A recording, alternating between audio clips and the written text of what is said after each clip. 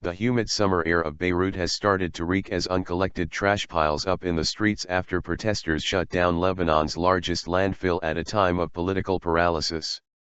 Residents walking by the garbage spilling out of dumpsters and into the paths of passing cars lift their shirts or scarves over their noses to protect themselves from the smell. The growing heaps have been dusted with white poison powder to keep away rats and insects, but the measure does little to combat the odor. Ordinarily, the city's trash is disposed of at the Naameh landfill in the mountains southeast of Beirut, the endpoint for waste produced by around half of Lebanon's 4 million citizens. But for days, local villagers fed up of living next to the site have blocked entry, preventing any new trash from being dumped and insisting they will not leave until the facility is shut down for good. In Beirut, it's only been 4 or 5 days of garbage and people already can't take it. "We have been dealing with Lebanon's trash for the last 17 years, said Youssef Halabi, a resident of Aramoun village near the landfill. "We can't open our windows because of the gases coming off the dump," the 28-year-old said to nods from fellow residents at the protest tent on the road leading to the site. "I've invited ministers to come to my place and see if they can tolerate it." The Naameh landfill opened in 1997 in a verdant valley outside Beirut. It was meant to receive trash from the capital and the heavily populated Mount Lebanon area for only a few years until a comprehensive solution was devised. But that plan never came to fruition, as efforts to pass waste legislation withered in Lebanon's notoriously fractured and stagnant parliament. As nearly 20 years ticked by, the valley that was originally expected to receive only 2 million tons of waste swelled into a trash mountain of over 15 million tons.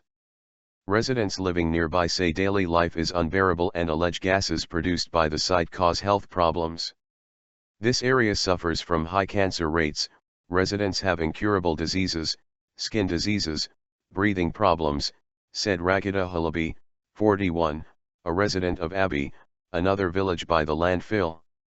Last year, angry locals set up a similar protest, blocking access to the landfill and prompting a trash crisis. They ended the protest after the government pledged it would permanently close Naameh this year on July 17, but when the trash kept coming they resumed their demonstration. "I think that our ministers and officials need to learn to respect the law and apply it," the Abi resident said. "All that we're doing is enforcing it." To further complicate matters, Lebanon's contract with waste management company SuClean also expired on July 17. And the government has not indicated whether it will renew it or find a new company. Marwan Rizkallah, a Lebanese solid waste management expert, said the Naameh crisis is symptomatic of a larger trash problem.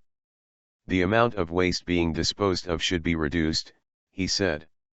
"If plans were adopted before or if other treatment methods were adopted before, we could have dumped much less waste into that landfill."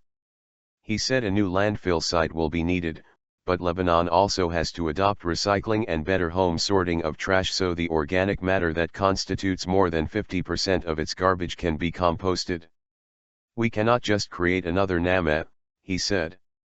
"We have to find another location, that is true, but as well we need to adopt different treatment technologies, we need to reduce the amount of waste generated, we need to recycle more.